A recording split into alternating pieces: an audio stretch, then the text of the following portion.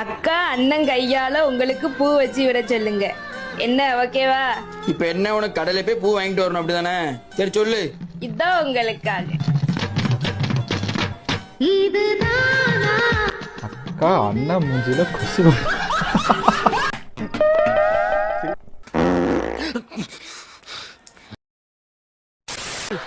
என்னடா செருப்பு இது? யார் செருப்புடா?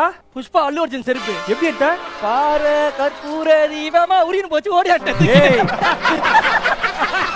நம்ப முடியாது சார். நான் யார் செருப்பு நினைக்கிறீங்களா? ஓ செருப்பு எனக்கு தெரியாது. 2ஆம் நம்பர் பின்னாடி பிபி வச்சு நடக்கும்போது லைட் எரியும்.